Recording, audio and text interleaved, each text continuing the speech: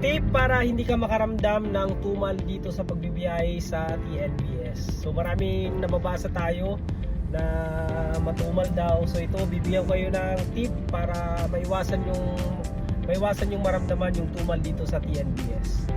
Unang tip, syempre, try mo mag dual up. Syempre mas advantage kung dual up ka. Kung mahina sa kabila, doon ka sa kabila. Actually yung iba nga triple up or quadruple up. So mamimili ka doon. Syempre mas advantage kung mas marami kang application.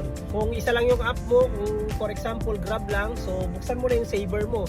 Syempre kaysa mag-aantay ka ng booking, matagal yung booking na pumasok ng regular, edi buksan mo na yung saver mo, kahit pa paano papasukan ka ng booking.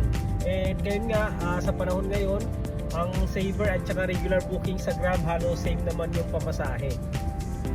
So pangalawang tip para maiwasan mong maramdaman yung tumal dito sa pagbibiyahe, syempre kailangan natin mag-ikot-ikot at pupunta doon sa mga lugar na alam nating malakas yung booking. Syempre alam naman natin yan, and syempre dapat alamin natin yung oras na malakas yung booking. So sa mga matatagal na buwibiyahe, alam na nila yan kung anong oras yung malakas yung booking and ano yung mga area na malakas yung booking. So doon tayo pupunta, huwag tayong tumambay sa isang lugar and huwag tayong tumambay sa ilalim ng puno tapos magrereklamo tayong matumal. Mas okay na yung umiikot tayo. And sa experience ko naman, pinapasukan naman tayo ng booking, hindi tayo tumatambay, lagi tayo pumupunta doon sa mga area na alam nating malalakas yung booking. Pangatlong tip para makaiwas ka sa tumal and hindi mo maramdaman ang tumal dito sa pagbibiyahe. So ito talaga, hindi mo mararamdaman yung tumal sa pagbibiyahe.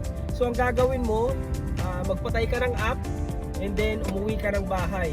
So pag uwi mo ng bahay, pumunta ka sa kwarto and matulog ka. Yun, talaga yun, hindi mo mararamdaman yung tumal sa pagbibiyahe dito sa TNBS. So syempre mas maganda na yung magpahinga kaysa ubusin mo yung gas mo and pilitin mo na wala namang talagang booking, bumiyahe ka pa rin, sayang yung pagod mo.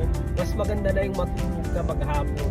So at least hindi mo naramdaman yung tumal, and bawi na lang tayo sa mga susunod na buwan kung kailan yung malakas yung booking, doon na tayo bumanat sa pagbibiyahe.